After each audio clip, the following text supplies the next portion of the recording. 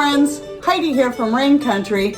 God is good all the time, and I'm here today for another Monday this and that vlog where I talk about whatever I feel like talking about, usually giving you updates on current things going on, experiments I've tried, maybe answering a question or two, leading you back to some old videos I already have on how to do some of the things I'll be talking about, and more. So let's get to the topics of today. So the first thing I want to talk about is I did finally try using the passion fruit juice blend to make some of the fruit flavored zucchini, and while it turned out pretty good, I'm happy with it. I will definitely eat this, especially with cottage cheese. Just as I suspected, it doesn't hold the flavor the same way that pineapple does, which is one of the reasons why I think pineapple is the most popular flavor for making a zucchini like this. So what you're doing is you're taking your zucchini, which has a very mild flavor anyway and can go well in any kind of dish, be it sweet or savory,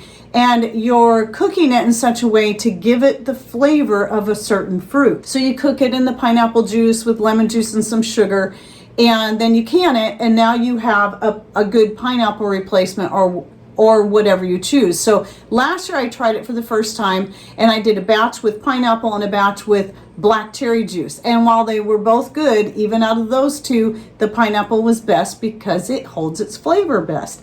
And same thing with this one here, which is pretty much what I figured, but I still like it, and it was definitely worth the try. I probably won't do it again. I'll probably just stick with pineapple if I do any more. But anyway, I have quite a bit canned up right now for this year to get me through the year, because to me, it's just a great snack. It's a little bit on the healthier side, and it's something I can mix with cottage cheese or yogurt or whatever sounds good, or even eat right out of the jar. Some people, when they make the pineapple zucchini, for that, if you're actually using it as a pineapple replacement, I do recommend peeling the zucchini to get the green out of there. Otherwise, it will turn the color a little, even as it did here, a little bit green. But remember also, if you see my previous videos, I also use coconut sugar in here. But to maintain that more yellow color, maybe not use the coconut sugar or use less of it. And then I recommend peeling the zucchini if the looks actually matter. But yeah, some people will use it to make a pineapple zucchini bread or various different types of dishes where they would use pineapple in. Some people say they can't tell the difference. I can, but I still really like it. So anyway, I just wanted to bring that up to let you know I tried it. And if anyone else has tried any other juices to make their fruit flavored zucchini, please let us know down below how it turned out. Did you really like the flavor, and is it worth giving a try if any of us decide to do that? If you're interested in my recipe, which is basically one I found online and just did my own tweaks, I will link to the video I did last year in the description box down below. Okay, moving on. So still garden stuff coming in. We've been getting quite a few cucumbers, thankfully, and still got a lot of tomatoes ripening up. And this is one reason why I really like the purple tomatoes, is they can get pretty good size. So I've been dehydrating a lot. This is my second jar of tomato flakes. I'm hoping to get one more jar, which I don't see a problem getting with the amount of tomatoes I still have out there. I may just have to bring them in to ripen because they're all green out there right now. But anyway, I might use these ones though immediately rather than dehydrating these, because I have a pot of organic kidney beans soaking back here. I'm going to be making a big batch of chili, so that not only can we have some for dinner, then I will be canning up the extra. I always do this during canning season every year so that we have some kind of instant meal back in food storage. So those nights that just get really busy, or I simply forgot to pull something out of the freezer, or just forgot, period, especially those days when the grandbabies are here, then we can go get a jar of chili and just warm that up and add some cheese and some fresh onions, and it's great. So I always like to keep the chili stocked. I also will do that with homemade soups and a couple other things like canned meatballs. I'll make some meatballs up, can a bunch, and then I can pretty quickly make a meatballs and gravy dish, because the meatballs are the part that take the longest, and then we like to serve that over rice. So that's another great option. I'm not doing that this year because I realized I have a lot of meatballs back there. I hadn't realized until recently just how much I'd put up before. So we're doing good on the meatballs for meatballs and gravy. Which, oh, and by the way, when I do biscuits and gravy, I always tend to have, no matter how I try to plan it, I always tend to have extra gravy. So I'll keep adding that into a glass bowl with a tight fitting lid in the freezer until that bowl gets full.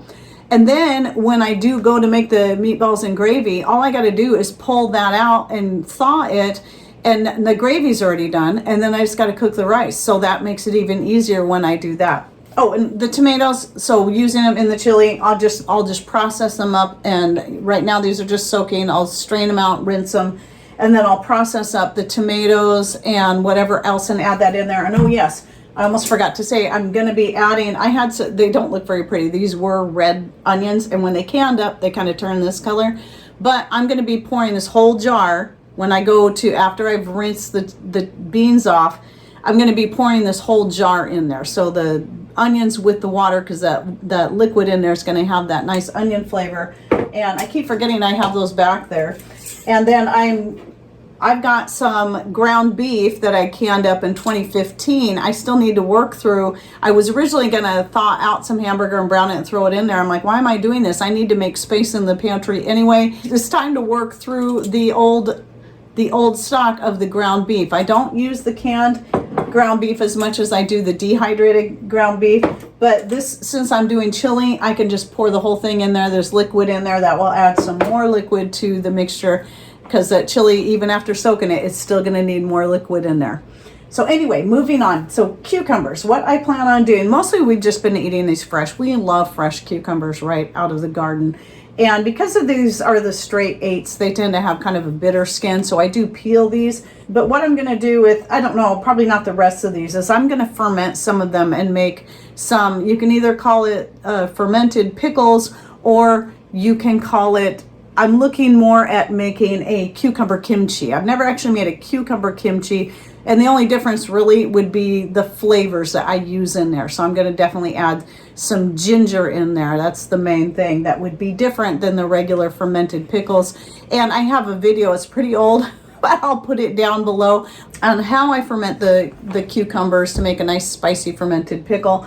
But, and this is not using any vinegar, by the way. And I think this year I'm going to put in some horseradish leaves in this particular batch to not only add that nice flavor rather than grape leaves, but for the tannins to help keep the cucumbers crisp for a longer time. They will still go mushy if you leave them too long in the refrigerator, but that's why I'm only going to do 1 jar at a time and then see what I think. And then if I still have cucumbers coming in and need to be used up, then I'll probably do another jar. And then back here, just to show you what I have going on, I have some wine. This is just from our own grapes from last year. I need to make more room in the freezer again for the grapes coming in. They're not ready to pick yet, but they will be in probably a couple more weeks, and maybe longer, because they're at that point where they just seem to go really slow. So I'm trying to get the last of the grapes out of the freezer. So I got some more wine going back here. The next batch I'm going to mix with blackberry, because I found when I make a blackberry wine, I find it best when I mix it with my own homegrown grapes rather than doing a straight blackberry juice wine. The flavor's better for some reason, and the color is much prettier, unless you really like the look of a dark black wine. Like you can see here, this is the one I made out of just straight blackberry juice, that, you know, blackberries we had picked. But this picture right here is from the year where I mixed the two together. I think it was predominantly blackberry juice, but I added I had about a quart of grape juice in there. So I actually have a quart of grape juice from when I was pressing these out left over. So I'll use that and then probably combine it with the some blackberry juice. I got to go out and pick some more blackberries tomorrow. Trying to get as many as we can before they're all done. And then next to that is just another vinegar that is for my hair, and that's dried nasturtium flowers from a couple years back, plus some fresh rosemary from the garden. And then over here, you see I have some Azure Standard stuff, and one of the things I bought this time was some more chia seeds. I need to restock my chia seeds. I love chia seeds. And I actually did a new video on how I preserve nuts and seeds for long term.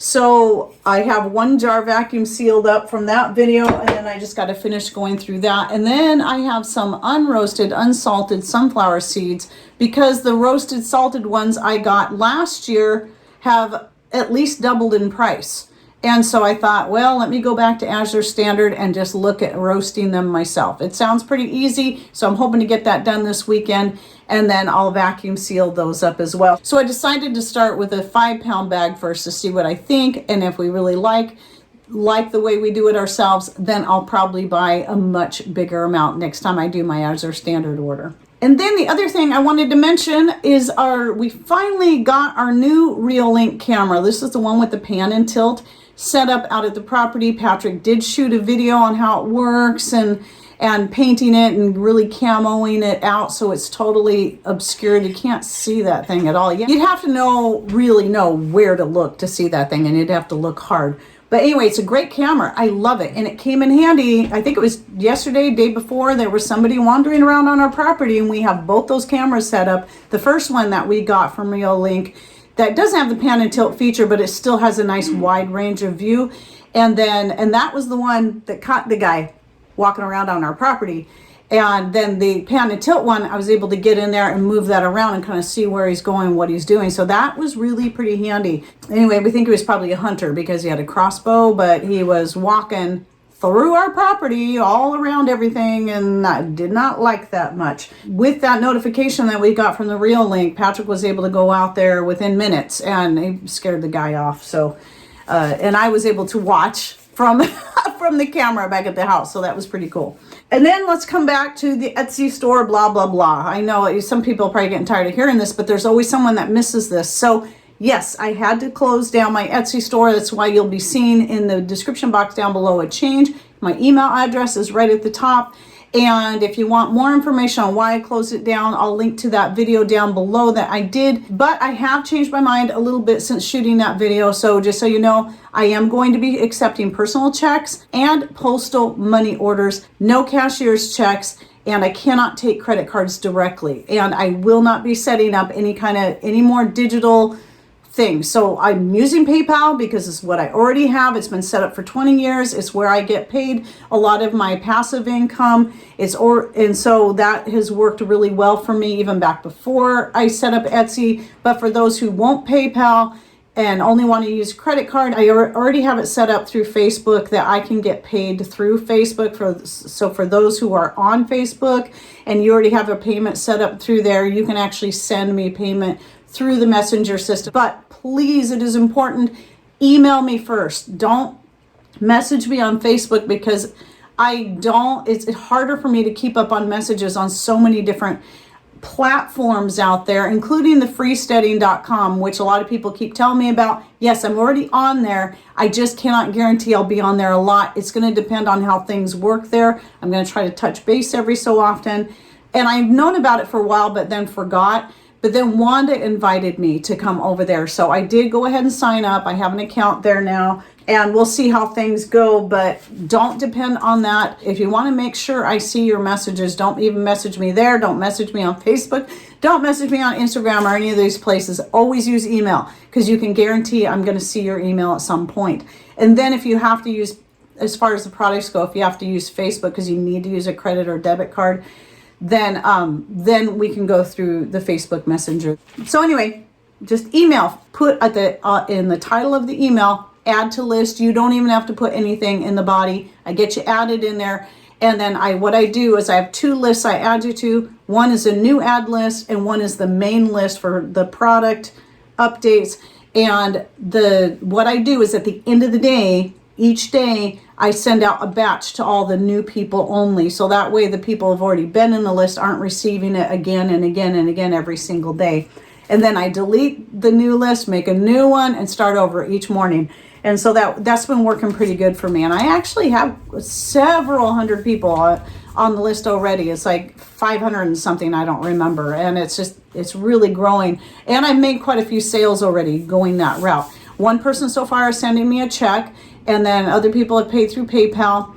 And so, it's kind of slow right now because it's going to take a while to make all this conversion, but I feel pretty good about it. And if nothing else, it's going to free me up some more time, which might mean maybe I might actually be able to get back into making skirts again. No promises though. Don't hold me to that one.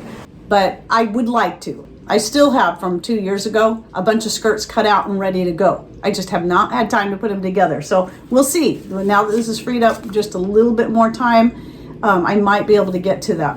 But with that in mind, I have another announcement to make. I have another grandbaby on the way. This will be number 3. So Ryan and Kayla are expecting their second child. So we're going to be having a house full of grandbabies running around here. So we already got the 2, and now we're going to have another one added to the mix.